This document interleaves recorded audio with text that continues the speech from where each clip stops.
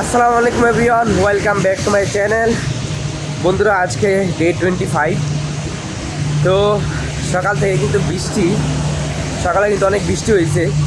তো আমাদের এদিক দিয়েও কিন্তু বন্যা, এই যে এটার ভিতরে কিন্তু পানি ভরে গেছে। এই যে এই রাস্তায় কিন্তু অনেক বন্যা। এখন পানি কিছুটা কমছে। বাংলাদেশে অনেক জায়গায় কিন্তু বন্যা দেখা দিতেছে। চট্টগ্রাম, ঢাকা শহর, অনেক জায়গায় কিন্তু বন্যা হইতেছে।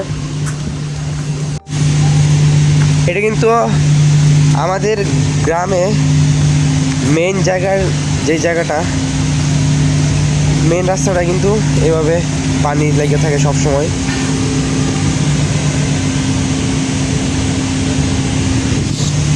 এই জায়গাটা কিন্তু আসলে পানি নিষ্কাশন হইতেছে, কিন্তু পানি পর্যাপ্ত পরিমাণে যায় না, যার কারণে এখানে পানি সবসময় লেগে থাকে বৃষ্টি বাদল হইলে। এই জায়গায় কিন্তু আপনার পানি যাইতেছে, কিন্তু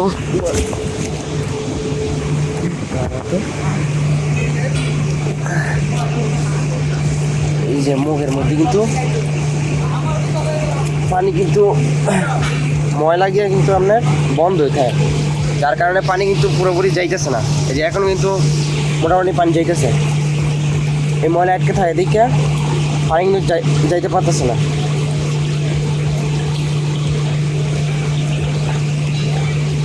এই যে সব পানি কিন্তু শেষ, সব পানি কিন্তু প্রায় শেষ। পানি নিষ্কাশনের ব্যবস্থা আছে, কিন্তু আমরা আসলে মানুষ সতর্ক না। এই যে সব পানি এখন কি স্পিডে যাইতেছে।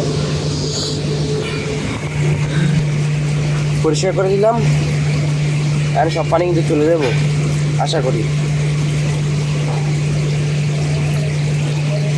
পানি যাওয়ার কিন্তু ব্যবস্থা আছে, কিন্তু পাইপ জাম লাগে থাকে। যদি আমরা সতর্ক হই, আমি হয়তো এটা একটু পরিষ্কার করে দিছি, কিন্তু অন্য একজন যদি দেখে বন্ধ হয়ে দিচ্ছে, যদি খুলে দেয়, তাহলে কিন্তু পানি চলে যাব। বন্ধুরা, খাওয়া দাওয়া করলাম, নামাজ পড়লাম, এখন আবার অফিসে চলে যাইতেছি। আজকে কিন্তু মেঘাচ্ছন্ন আকাশ, আর এদিকটা কিন্তু অনেক মাছ যায়।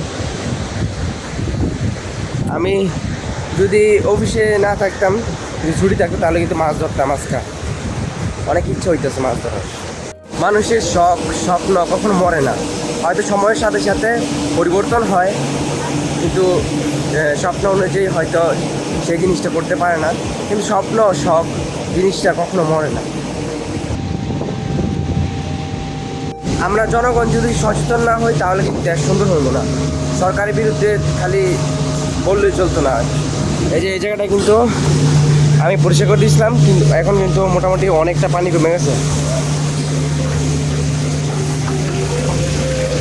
আমরা জনগণ যদি সচেতন না হই, তাহলে কিন্তু দেশ সুন্দর হইব না। জনগণের উচিত যে জায়গায় যেই ছোটো ছোটো কাজ, সমস্যা, এগুলো জনগণের মাধ্যমে কিন্তু সমস্যার সমাধান হয়। সবসময় সরকারকে দোষ দেওয়া এটা আসলে ঠিক না। বন্ধুরা, আসর নামাজ পড়ে আসলাম। আজকে তেমন গাড়ি নাই আমাদের স্কেলে।